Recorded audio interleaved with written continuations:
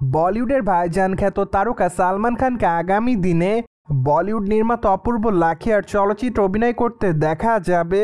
যদিও চলচ্চিত্রটিতে একজন আর্মির কর্মকর্তার চরিত্রে অভিনয় করতে দেখা যাবে সালমান খানকে, তাই তো বলাই বাহুল্য যে এবার সোলজার চরিত্রে ক্যামেরার সামনে ধরা দিবেন এই তারকা।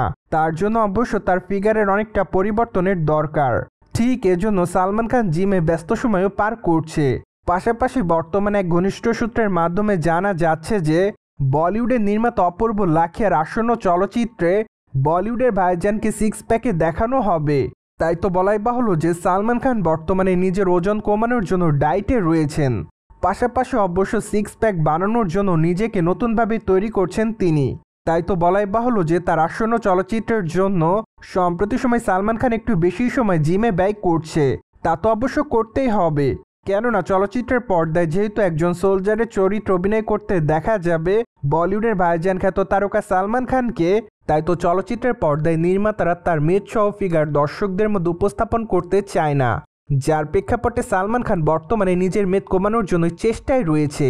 অন্যদিকে আপনারা সকলে জানেন যে সালমান খানের আসন্ন চলচ্চিত্রটি মূলত গালওয়ান ভ্যালি সংঘর্ষকে কেন্দ্র করে তৈরি করা হবে। তাই তো বলাই বাহুল্য যে এটি একটি ইতিহাস নির্ভর চলচ্চিত্র হতে যাচ্ছে। তাই তো চলচ্চিত্রের পর্দায় সালমান খানকে নিখুঁতভাবে ফুটিয়ে তুলতে চায় চলচ্চিত্রের নির্মাতা, যার জন্য সম্প্রতি নতুনভাবে তৈরি করছে নির্মাতারা সালমান খানকে। পাশাপাশি চলচ্চিত্রের শুটিংয়ের কাজটি অবশ্য চলিত বছরের জুলাই মাস থেকে শুরু করার পরিকল্পনা করেছেন চলচ্চিত্রের নির্মাতার সংশ্লিষ্টরা। তাই তো বর্তমানে এক ঘনিষ্ঠ সূত্রের মাধ্যমে জানা যায় সালমান খানের আসন্ন চলচ্চিত্রের প্রি প্রোডাকশনের কাজ চলছে।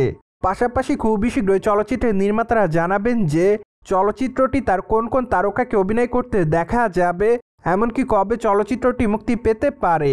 যদিও প্রাথমিক পর্যায়ে অনুমান করা যাচ্ছে যে চলচ্চিত্রটি মেবি 2026 সালে ভারতের স্বাধীনতা দিবস উপলক্ষে মুক্তি দিতে পারেন চলচ্চিত্রের নির্মাতারা। যাই হোক, এখন শুধুমাত্র অপেক্ষার পালা, কেননা দেখা যাক চলচ্চিত্রের চূড়ান্ত মুক্তির তারিখ আসলে কবে হতে পারে।